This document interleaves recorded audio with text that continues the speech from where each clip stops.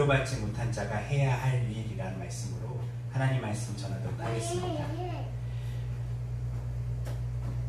우리는 어쩌면 우리 삶 속에 있어서 한 번도 없었던 어려운 시절을 지금 지나가고 있습니다. 그것은 코로나 바이러스 때문일 수도 있지만 이 모든 것이 어쩌면 우리가 견뎌야 될 하나님의 시험이 아닐까라는 생각을 가지고 오늘 말씀을 준비했습니다. 특별히 고난 가운데 박해 가운데 살았던 오늘 베드로전서에 나오는 소아시아 교회들이 그들이 그 고난과 박해를 어떻게 겪는지를 우리가 알고 그 또 비결을 깨닫는다면 우리는 우리의 삶 속에서도 여전히 어려운 상황 속에서도 그것을 이겨낼 수 있는 용기와 비결을 배울 수 있을 거란 마음으로 오늘 베드로전서 1장 3절에서 7절 말씀을 준비했습니다. 오늘 말씀에 보면 베드로는 소아시아의 성도들에게 편지를 쓰면서 인사와 함께 예수 그리스도를 통해 하나님의 자녀가 된 것이 얼마나 큰 복인지를 그것을 강조하면서 편지를 시작합니다. 그렇지만 이러한 복은 현재 누리고 완성되는 것보다는 장차 올 것이라는 어떤 미래지향적으로 베드로는 말씀을 전개해 나가고 있습니다. 왜냐하면 그들의 삶이 오늘 그 복음을 누리고 경험하기에는 너무나 어떤 고난과 핍박 속에 있었기 때문에 어려움을 당한 사람들한테 행복하지 기뻐하지 라는 말이 되지 않는 것처럼 베드로는 그런 이야기보다는 미래에 하나님께서 이 어려움을 잘 통과만 한다면 우리에게 더 큰 복을 준비하고 계셔. 그리고 그것을 누리게 될 때까지 조금만 더 참고 견뎌야 돼 라고 베드로는 이야기하고 또 그 소아시아 교회들에게 그것을 설득하고 있는 것입니다. 소아시아 교회가 그런 어려움을 처하게 된 것은 당시에 어떤 두 가지 어떤 핍박 때문에 일어난 일인데요. 하나는 유대인들의 핍박이었어요. 말 그대로 산헤드린 공의회를 통하여 어떤 명령이 떨어지냐면 모든 회당과 유대인들의 공동체에서 예수라는 이름을 쓰지 못하도록 그렇게 금지 조치를 취합니다. 이 말은 무엇이냐면 사실 아직까지는 유대인 공동체와 그리스도 공동체가 완전히 분리되진 않았었어요. 그래서 여전히 그리스도인인 유대인들은 회당에도 출입을 했었고요. 그리고 그 회당에서 출입하면서 많은 사람들에게 복음을 전하기도 하고 예수 그리스도를 증거하는 어떤 일들을 했었는데 이제 산헤드린 공의회는 더 이상 유대인 공동체에서 예수라는 이름조차도 꺼내지 말아라. 그것을 설명하는 것도 안 되고 그것을 반대하는 것도 안 되고 모든 그냥 예수라는 이름 자체를 아예 쓰지 말아라 라는 어떤 명령이 떨어지게 됩니다. 그렇게 되면서 결국은 유대인들은 자신들의 유대 공동체에서 분리되게 되기 시작해요. 그리스도인이 되었지만 여전히 자신의 민족들과 동족들과 여전히 소통하는 가운데 그들은 사실은 어려움들을 잘 견뎌내고 있었는데 그 분리되었다는 말은 무엇이냐면 지금 소아시아는 이미 다른 나라에 있는 겁니다. 다른 나라에서 자신의 민족들에게조차도 분리되어 버린 거예요. 마치 우리가 미국에 어떤 유학을 가거나 이민을 가게 되면 우리는 미국 교회에 가잖아요. 미국에 있는 한인교회에 가서 단순히 어떤 자신이 크리스찬이기 때문에 미국에 있는 한인교회에 가는 것이 아니라 어떤 민족의 어떤 서로 돕고 서로를 어떤 챙겨주는 어떤 이러한 어떤 것들을 위해서 우리는 한인교회 찾듯이 당시에 유대인들도 회당이 바로 그런 역할이었다는 거예요. 그런데 거기서 분리됐다는 것은 무엇이냐면 이제는 타지에서조차 누구 하나 기댈 곳 없는 사람들로 변해버린 거예요. 원래 유대인 공동체는 항상 자신들의 어려움들을 민족 공동체라는 강한 힘으로 사실은 그것을 이겨내왔거든요. 그것은 과거에도 그렇고 오늘날 유대인 공동체도 여전히 그렇습니다. 자신들이 유대인이라면 물건을 팔게 해주고 유대인이라면 믿고 서로 거래를 했던 것이 지금의 유대인 공동체이고 과거의 유대인 공동체입니다. 거기서 떨어져 나왔다는 것은 경제적으로나 어떤 당시에 어떤 다른 나라에서의 위협이나 이런 모든 것들로부터 그들은 안전을 보장받을 수 없는 상황 속에 놓이게 된 것입니다. 두 번째는 당시에 있었던 로마 황제의 어떤 박해 때문에 일어난 일입니다. 글라우디오라는 황제가 이제 당시에 있었는데요. 그 당시에 로마에서 유대인들과 또 그리스도인들이 거기서 굉장히 어떤 충돌을 일으켜요. 그래서 로마시 자체가 시끄러워지게 돼요. 그래서 어떤 일이 일어나냐면 모든 그리스도인들은, 모든 예수를 이야기하는 그 예수 믿는 사람들은 로마로부터 추방한다 라는 어떤 명령이 떨어져서 거기서부터 추방되게 돼요. 그 추방됨에 따라서 거기에 있는 로마에 있는 모든 그리스도인들은요, 사실 다 추방된 건 아닐 거 아니에요. 잡히면 추방된 거고 나머지 사람들은 음지에서 모여서 조심히 예배를 드리고 있었어요. 가장 대표적인 사람이 우리가 잘 아는 브리스길라와 아굴라라는 사람이에요. 그 사람들도 당시 추방돼서 소아시아 교회에 와서 또 바울과 만나서 초대교회 사역들을 같이 하게 돼요.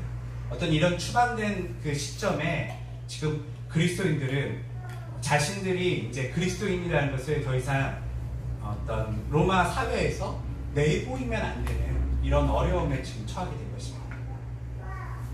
이뿐만 아니라 사실은 그 지역에서 일어나는 여러 가지 핍박과 박해는 더더욱 심했을 거예요.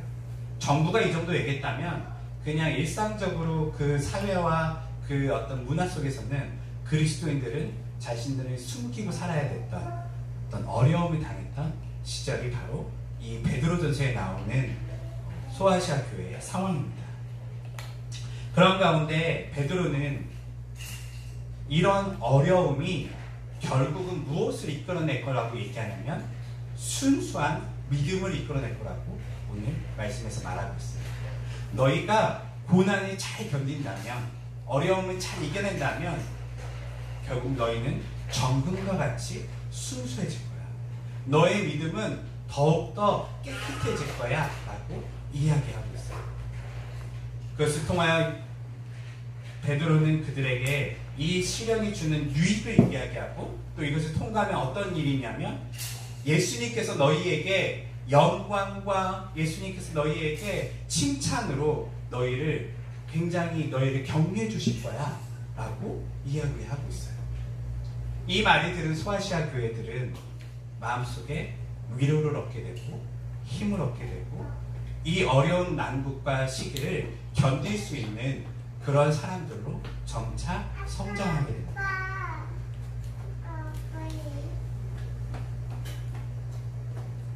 그런데 여러분들, 실제 여러분들의 삶 속에 고난과 핍박이 여러분들을 정결케 만들고 있습니까? 저는 이 말씀을 준비하면서 여러분들에게 위로의 말을 전하고 싶었어요. 말 그대로 베드로가 했던 이야기를 우리가 같이 공감하고 교감한다면 소아시아 교회가 위로를 얻었던 것처럼 우리에게도 우리가 지금 어려움을 당하고 있는 것들이, 때로는 고통 속에 있는 것들을 우리가 잘 견뎌낸다면 그리스도의 칭찬과 그리스도께서 여러분들을 영광스럽게 만들어 주신다는 것들이 여러분들에게 위로가 되십니까? 우리는 아멘이라고 얘기할 수 있지만 솔직히 얘기하면 위로가 안 돼요. 저도 이 말씀을 통해서 여러분들에게 위로를 전하고 싶었는데요, 위로가 안 돼요. 왜 위로가 안 될까요? 여러분들 이 말씀을 보면서 마음에 어떤 감동과 위로를 받으셨어요? 정직하게. 저 못 받았어요. 솔직히 우리가 원하는 것은 무엇이죠? 미래의 주님의 칭찬과 격려와 영광스러운 우리를 높여주시는 이런 것인가요? 아니면 현재 고난의 스톱을 원하는 건가요? 여러분들 무엇을 원하세요? 정직하게 얘기합니다. 우리 이것을 멈추길 원해요.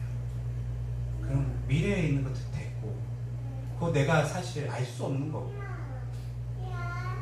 왜 내가 이런 어려움을 당해야 되는지, 내가 왜 이런 고통 가운데 있어야 되는지, 우리는 이것만 좀 해결해 주기를 주님께 요청할 뿐이에요. 하나님 칭찬도 필요 없어요. 대단한 믿음의 소유자라고 나를 높여주실 필요도 없어요. 그냥 이 어려움만 좀 지나게 해주세요. 이것이 우리의 믿음의 고백이고 정직한 우리의 마음속의 고백이라는 것이죠.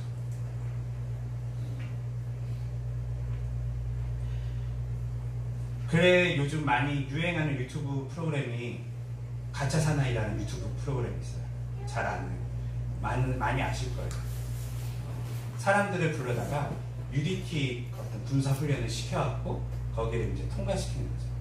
제가 그런 걸 보다가 영국에서, 외국에서 이제 그런 훈련을 시키는 어떤 TV 쇼가 있었어요. 그것도 같이 보게 됐었는데요. 한 20명 가까이 되는 사람들이 훈련에 참석했다가, 이건 훈련이 아니에요. 여러분 그 가짜 사나이 보시면 그걸 훈련으로 보세요. 막 그냥 괴롭히는 거예요, 사실은. 막 물에 쳐넣고 밥 못 먹게 하고 잠 못 자게 하고. 훈련이 왔습니까? 교관들은 얘기해요. 이것은 다 의미 있는 훈련이다. 갑자기 잠자고 있을 때 깨워서 그들에게 어떤 임무를 내리면 그들은 그것을 통해서 항상 자신이 준비하는 상태를 갖게 된다. 그런데 실제 그 장면을 보면 그냥 자다 깨서 우왕좌왕하다가 넘어지고 쓰러지고 문제를 해결하기는커녕 발버둥 치고 있는 사람들의 모습밖에 잘 보이지가 않아요.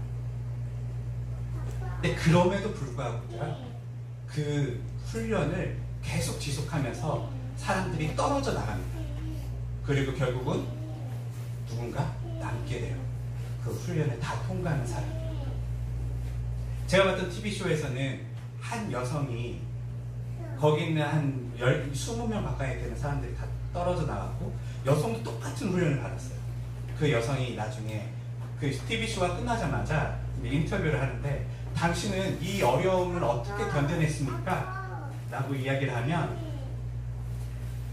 그 TV쇼 관계자가 이렇게 얘기하는 거예요. 이거 끝난다고 해서 상금도 없고 이거 끝난다고 해서 여러분들에게 어떤 진짜 군인이 되는 것도 아닌데 도대체 이것을 당신은 왜 어떻게 견뎌냈습니까? 라고 했을 때 그 사람이 하고 싶었던 이야기는 이렇게 얘기합니다. 저는 이것을 통하여 어려움이 결국은 끝난다라는 것을 이야기하고 싶습니다. 전 그거 들으면서 좀 처음에 이해가 되지 않았어요. 어려움이 끝난다? 그러면서 그가 설명하기를 죽을 것 같은 상황 속에서도 잘 견뎌낸다면 그것이 영원하지 않고 그 고난과 어려움은 결국은 끝이 있다라는 것을 그 사람은 이야기하고 싶었대요. 증명해 보이고 싶었대요. 많은 사람들은 그런 훈련 속에 참가했을 때 그것이 영원할 것 같다는 느낌이 들어요. 죽을 것 같다. 근데 사실 그게 정말 죽진 않아요.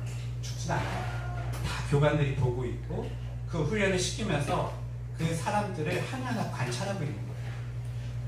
자신의 한계를 끌어내기 위해서 더욱더 칙칙질하고 있죠. 우리가 보기에는 그건 훈련이 아니에요. 그거는 고문이고 그것은 굉장히 폭력적인 모습이지만 실제로 군대는 그렇게 훈련돼서 결국은 자신을 극복한 사람들을 만들어내고 있다는 것이죠. 오늘 베드로가 한 이야기는 저는 그것과 굉장히 유사하다는 생각이 들어요. 성도들에게 이 어려움을 여러분 잘 견뎌내십시오. 주님의 시험입니다. 이 테스트를 잘 여러분들은 통과해야 됩니다. 우리가 느끼기에는 이거 테스트 같지가 않아요. 하나님이 나 죽이려고 나 괴롭히려고 만든 것 같은 느낌밖에 안 들어요. 하나님 왜 내 인생을 이렇게 만드셨어요? 왜 내 인생은 이러한 부모 밑에서 이러한 상황 속에서 이런 어려움과 질병 속에서 살아야 되나요? 라고 우리는 하나님께 따지고 하나님께 반응하죠. 이게 무슨 훈련입니까? 나 괴롭히려고 하신 거지. 이게 뭐예요? 라는 것이 우리의 진지한 마음의 고백이죠. 그렇기 때문에 우리는 그 훈련에 임하는 자세가요 굉장히 불량해요. 훈련이라고 생각하지 않기 때문에 그 고난과 어려움을 견디면서 우리는 그것을 하나님께서 나를 괴롭힌다. 때로는 이 세상이 나를 괴롭힌다라고 받아들입니다. 그러면서 우리는 그 고백 기도만 하는 거예요. 이걸 끝내게 해주세요. 여기서 좀 그만두고 싶어요. 왜 이런 쓰잘데기 없는 이 어려움을 내가 당해야 되는지. 나는 성숙해지고 싶은 마음도 없고 정금같이 되고 싶은 마음도 없는데 날 왜 훈련시키나요? 라는 것이 우리 마음의 진실한 고백이라는 것이죠. 초대교회 성도들은 이 이야기를 듣고 위로가 됐던 것 같아요. 그리고 그들은 말 그대로 몇백 년의 고난과 어려움을 견뎌서 결국은 승리를 하게 됐죠. 그러나 우리는 위로가 되지 않는 것은 바로 초대교회 성도들의 자세와 우리의 마음의 자세는 많이 다르기 때문이라는 거예요. 우리의 마음의 자세가 왜 그럴까요? 우리 왜 같은 상황, 어쩌면 초대교회 성도들보다는 굉장히 편안한 상황에 놓였음에도 불구하고 우리는 왜 이렇게 사실은 이런 고난과 어려움을 통과하는 것이 싫고 짜증이 나고 하고 싶지 않은 일인가요?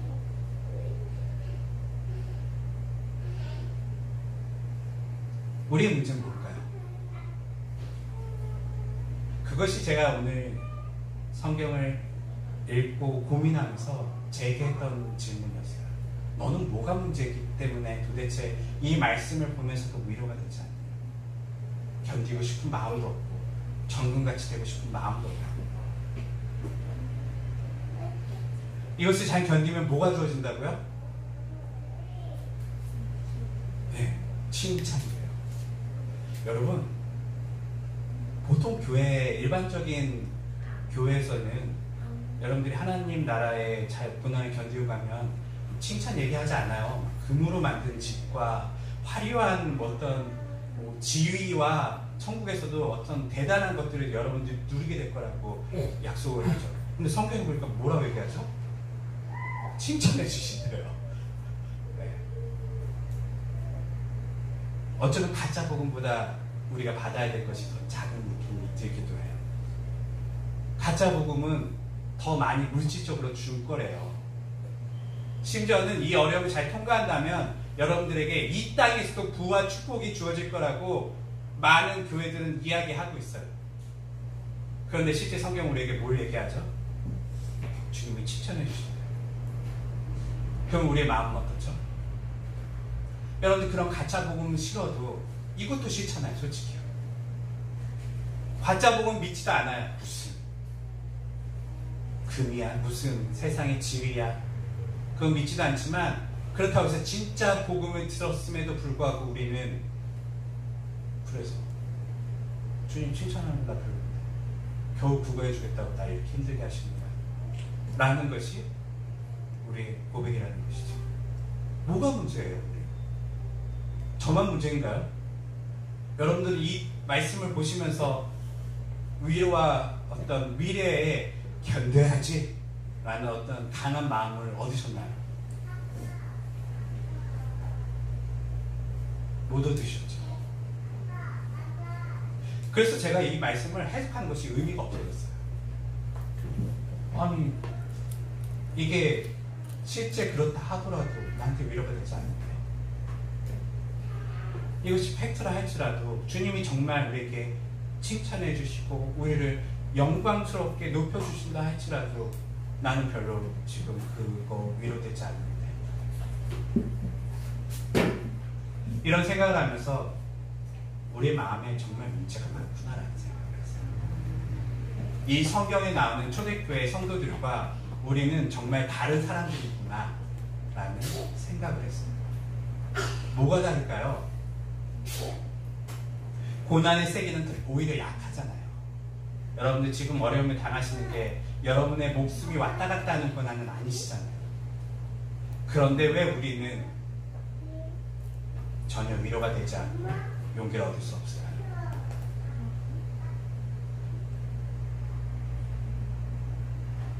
그것은 저는 그렇게 생각을 했었어요. 제 자신에게 대한 이야기예요. 예수님의 칭찬이 나에게 별로 그렇게 대단하지 않은 거예요. 다른 말로 하면요, 예수님이라는 분이 그리 나의 삶 속에 중요하지 않은 거예요. 초대교회 성도들과 우리의 차이는요, 초대교회 성도들은 예수님이 전부였어요. 예수님 때문에, 그렇기 때문에 목숨을 잃는다 할지라도 예수를 얻는다면 그들은 다른 것들 다 버릴 수 있는 사람들이었어요. 그런데 우리는요, 예수가 전부가 아니에요. 다른 것 다 얻고 예수도 얻어야지 우리는 만족되는 사람들이지, 예수는 우리의 전부가 아니에요. 그렇기 때문에 예수님의 위로와 칭찬은 우리에게 전부 위로되지 않아요. 조금 위로가 될 뿐이죠. 예수님만큼 성경이 우리에게 용기를 주고 있는 거고요. 내가 예수님을 내 안에 얼마만큼 생각하느냐에 따라서 우리의 위로가 달라진다는 얘기예요. 예수만 생각했던 초대교인들은요, 이 복음을 듣고, 그래, 내가 이 어려움을 견딘다면 난 예수님을 만날 수 있어. 그리고 그분이 나에게 칭찬해 주신대요. 엄청 행복했을 거예요. 그런데 우리는 주님의 칭찬은 별로예요. 뭐 기분 조금 좋겠지 정도로 여기고 있다는 것이죠. 왜냐하면 예수가 우리의 일부이기 때문이라는 것이죠. 사랑하는 성도 여러분, 예수가 일부인 우리는 어떻게 해야 될까요? 도대체 이 문제를 어떻게 해결해야 될까요?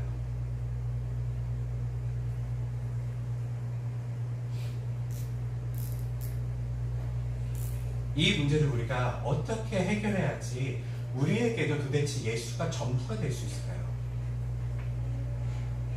어렸을 때부터 우리 많이 들었잖아요. 뭐 예수가 전부다. 모든 다음에 예수다. 예수로 살아라.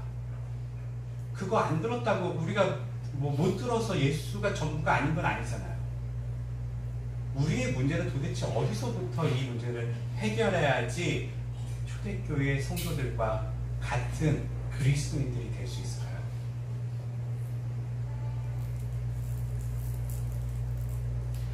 저는 고민한 끝에 제 문제는 회개라고 생각했습니다.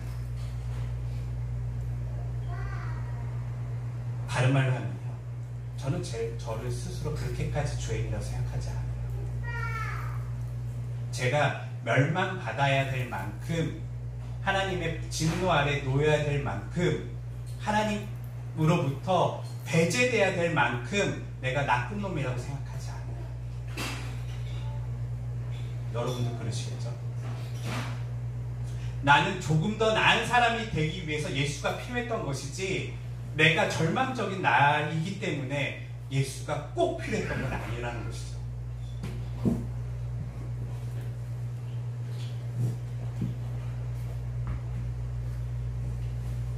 이런 저의 스스로에 대한 어떤 생각이, 나는 별로 그렇게 죄인이 아니라는 생각이 결국은, 괜찮아? 선님? 예수가 전부가 아닌 나의 신앙생활을 만들었다는 거예요. 회개 많이 했죠. 어떤 회개를 많이 했냐면 도덕적인 회개했어요. 하나님, 내가 이런 잘못했네요. 하나님, 내가 또 이런 잘못을 저질렀네요. 나는 이런 잘못을 저지른 사람인가 봐요. 도덕적인 회개는 했어도 내 자체가 주님 멸망받아야 될 죄인이라는 생각까지는 사실 가지 않았어요. 그냥 몇 가지 내가 법을 어겼거니 잘못을 했거니 정도로 생각했다는 것이죠. 그렇기 때문에 나에게 예수는요, 그거 해결해주는 정도의 예수였던 거예요. 그러나 초대교인들은 예수님의 복음을 듣고 회개하십시오, 하나님 나라가 가까이 왔습니다 라는 그 이야기를 듣고 그들은 그 자리에서 무릎을 꿇었어요. 내가 어떻게 하면 좋을꼬? 베드로, 내가 어떻게 살아야 됩니까? 라고 그들은 자신의 삶을 완전히 절망했다는 것이죠.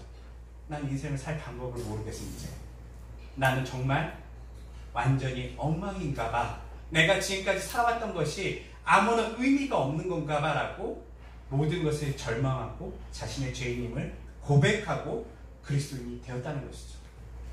그렇기 때문에 그들은 예수가 전부요, 예수의 칭찬만 있다면 어려움을 견딜 수 있는 그러한 믿음을 가질 수 있다는 거예요. 사랑하는 성도 여러분, 우리는 처음으로 다시 돌아가야 됩니다. 우리가 코로나 기간을 거치면서 벌써 한 달 넘게 같이 공적인 예배를 못 드렸었는데요. 그냥 이제 이렇게 된 바에 그냥 다시 한번 돌아갔으면 좋겠어요. 여러분 예수 안 믿는 사람들이에요. 저도 그렇고요. 예수 그냥 조금 믿는다는 건요, 그 정도 믿는 건 우리 많이 믿잖아요. 보험도 그 정도 믿고 있고요. 우리 가진 돈도 그 정도 믿고 있어요. 예수도 우리는 그 정도 믿고 있는 거잖아요. 이제 우리는 어쩌면 이제는 다시 처음으로 돌아가요. 나 예수 안 믿는 사람이야. 조금 믿는 거 사실은 안 믿는 거야. 그러니까 성경이 나에게 의미가 없지. 성경을 읽어도 나에게 감동이 없지. 여기 나오는 사람들은 나 같은 사람은 아니거든. 나와 같은 상황도 아니었고. 그들과 내가 다른데 어떻게 나에게 성경이 감동이 있겠어. 그런 생각을 하면서 우리는 다시금 예수님을 믿으셔야 돼요. 그 시작은 어디서부터 하고요? 나에 대한 생각이에요. 나는 어떤 사람? 나는 멸망마다 마땅한 죄인. 우리가 사는 시대는 자신을 죄인이라고 얘기하는 걸 굉장히 싫어해요. 내가 무슨 죄인이야? 나보다 나쁜 놈이 훨씬 많아. 내가 이렇게 잘못한 거는 상황이 그래서 그런 거지 난 그렇게까지 나쁜 사람은 아니야. 그런 마음들 다 가지고 있잖아요. 우리뿐만 아니라 이 땅에 있는 모든 사람들. 이런 상황 속에서 무슨 복음이 힘이 있겠습니까? 내가 정말 죽을 수밖에 없는 죄인인데 주님이 나를 용서해 주셨구나. 내가 정말 지옥에 떨어져 하나님의 멸망을 받아 마땅한 죄인인데 하나님이 나를 긍휼히 여기시고 사랑해 주셔서 나를 선택하여 이 나를 불러주셨구나. 그 감격을 다시 회복하셔야 돼요. 그걸 회복하기 위해서는 내가 죄인이라는 것을 깊이 깨달으셔야 돼요. 남의 죄를 자꾸 보지 마시고요. 저 사람이 문제야 이거 말고요. 내가 문제라니까요. 내가 깊이 죄인이라니까요. 그것을 경험하지 않으면 우리는 말로만 그리스도인이지 성경이 우리에게 주는 어떠한 능력도 어떠한 위로도 어떠한 용기도 받을 수 없다는 거예요.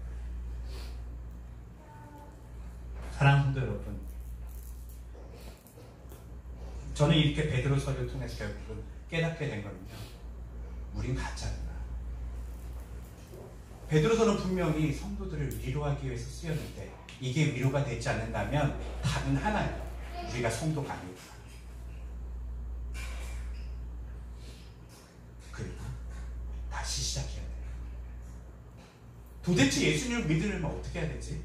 내 삶에 뭐가 문제가 있지? 나는 도대체 어떠한 죄인이지? 여러분들 서로 스스로를 성찰하시고 그리고 회개가 진정으로 나오셔야 돼요. 그러한 사람들이 그리스도인이고요. 그러한 사람들이 교회고요. 그러한 사람들만 고난과 시련 속에서도 예수님의 위로만을 가지고도 세상을 이길 수 있는 믿음을 가질 수 있다는 것이죠. 사랑하는 성도 여러분, 주님을 다시 만납시다. 예수님을 다시 만납시다. 이왕 이렇게 예배 못 드리고 이왕 이렇게 신앙생활이 엉망이 된 바에야 나 예수 안 믿는 사람이었구나라는 것으로 다시금 고백하시고 다시금 예수님을 만나시고 그리고 내가 어떠한 사람인지 깊이 깨달으시고 복음이 정말 여러분 삶 속에 복음이 되시기를 주님의 이름으로 축원드립니다. 기도하겠습니다.